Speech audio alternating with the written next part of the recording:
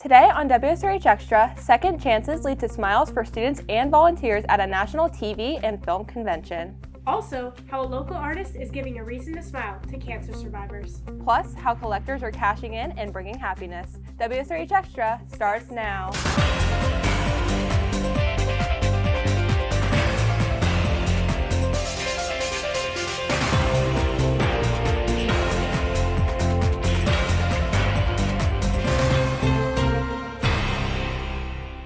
Welcome to this episode of WSRH Extra. I'm Madison Newman. And I'm Olivia Evans. Today's Friday, February 18th, and this special edition of WSRH Extra is coming to you from Long Beach, California. Today we're at the STN National Convention, which is certainly putting a smile on our faces after the convention was shut down 2 years ago amid a worldwide COVID pandemic. And that's what we're focusing on today, people who are serving smiles to those in the area. One of these welcoming interns has a personal reason as to why she's making sure everyone has an enjoyable experience here at STN. WSRH Extra reporter Brooke Goolsby has the story. You can follow this path, it'll bring you up and around. Here at STN, college students are given the opportunity to serve as interns at the convention and happily welcome students and teachers. But we're all doing different things. Like I'll be under the tent later on today doing COVID check-in, doing registration, stuff like that. But for some interns, like Rachel Clark, there is pain behind the smile. When we came to STN in 2020, it was really great to begin with, and it was about 30 minutes before convention started, and we got a call that STN had been canceled because we had put so much hard work into getting to a point where we felt very confident in our abilities, and to have it all taken away so quickly was really devastating. Not only is this year's convention a second chance for former students, but for advisors that were sent home early in 2020 as well. One of these advisors is Ryan Dockery from Palm Beach Gardens High School. And I went down to register for the event and got a whole bunch of texts saying that the event was canceled. This year, his students, never being at STN before, are ecstatic about being able to compete in person. They are blown away and they're having fun. I mean, they are having a good time. I can't wait to see what they do. Rachel is also excited about being here, not because she can compete, but because she gets to see her little sister involved. And so it's really great to be able to see her experience the same things that I did and really get those same connections that I did because it's life-changing. While Rachel and other student interns have experienced hardships in the past, they're still able to greet students with a smile as they walk into the convention. For WSRH Extra, I'm Brooke Goolsby. While some people are getting a second chance to pursue their passions, others are getting a second chance at building their confidence. WSRH Extra reporter Blake Waterman shows us how one local tattoo parlor is leaving a lasting impact on customers' lives.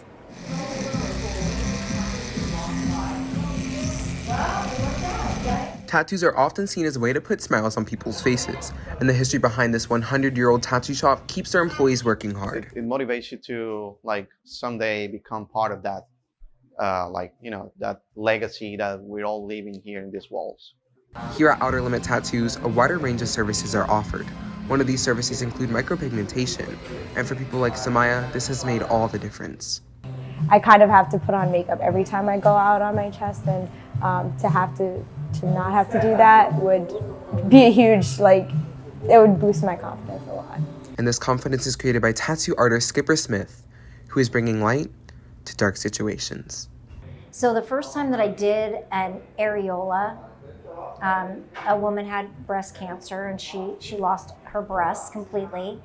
And I was able to give her definition and give her areolas. When she looked at herself in the mirror, she couldn't believe it. And she said, I feel whole again. Not only are Skipper's clients being impacted by her work, but so is she. It's really gratifying. I feel like I've done something good. I've done something to help someone else, which always is the best way to work. Skipper Smith is boosting the confidence of many in Long Beach and is leaving them with permanent smiles. For WSRH Extra, I'm Blake Waterman. STN isn't the only convention happening in Long Beach currently. There's also a coin and collectible show taking place through this Sunday. WSRH Extra reporter Leilani Firetag shows how vendors here are cashing in on sales and smiles. 3 times a year, the Long Beach Convention Center hosts the largest collectible show on the West Coast. This event features everything from coins to stamps to sports collectibles. I come to every Long Beach show. I don't miss a show if I can help it. Even with coin collections that are worth hundreds of millions of dollars, like the Tyrant collection, the most valuable thing here is people's passion. The biggest thing that I love are talking to young people or, just about anybody. If somebody has a passion about coins and they want to sit down and talk to me for, an hour or two about it, I get thrilled. While Feltner loves to educate, others say they come to the Collectors Expo to be educated. I felt fairly confident in the research that I had done, feeling like my own expert, but it was pretty awesome talking to him. I learned 2 new things today from him. And both Willingham and Feltner have a shared passion for coins, but seller David McCarthy says his connection came from his upbringing. His mom worked for a coin dealer. I grew up in a relatively poor household, and my mom couldn't afford to buy coins for me. And so probably after 6 or 9 months of looking at the coins and staring at them really hard and trying to figure out, what was good and what wasn't good, I kind of got bored and I put them aside. However, when he was just 26, his mother suffered a massive stroke, which led to an unlikely job offer and back to his childhood passion. The coin dealer that she worked for came in and he said, I know that I can trust you. I can't possibly keep my company afloat without someone there that I can trust.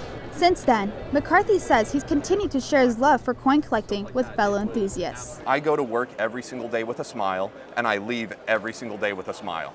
Stephen Feltner and other exhibitors are putting smiles on collectors' faces today and through Sunday. In Long Beach, California, for WSRH Extra, I'm Leilani Firetag. With the overwhelming amount of tourists visiting Long Beach each year, attractions are key to keeping them happy. WSRH Extra reporter Caitlin Clark takes us to Rainbow Lagoon Swan Rentals. It's hard not to smile when you're riding a giant swan. A popular new attraction in Long Beach is the Rainbow Lagoon Swan Boat Ride. I'm very happy. It was super enjoyable. It was very relaxing and it was fun. Yeah. Customers are not the only ones who enjoy the location. Employee Brittany Gallegos says she's happy to be working here. I think the interaction with the customers, that's what I like the most, like getting to meet new people all the time, seeing how happy they are to get on a swan and just enjoy time with their families. While many businesses didn't survive the pandemic, the Rainbow Lagoon Swan Boat Rentals have pedaled on and are continuing to give people a reason to smile while staying safe. After anybody gets off, we sanitize the swans. Of course, we power wash them whenever they start to get really dirty. As business continues to float down Rainbow Lagoon, smiles can be seen across the faces of adults and children alike. For WSRH Extra, I'm Caitlin Clark. Well, that's it for this special edition of WSRH Extra, coming to you from Long Beach, California. I'm Madison Newman. And I'm Olivia Evans. Don't forget to follow us and send submissions to us at Seminole TV. See you next time.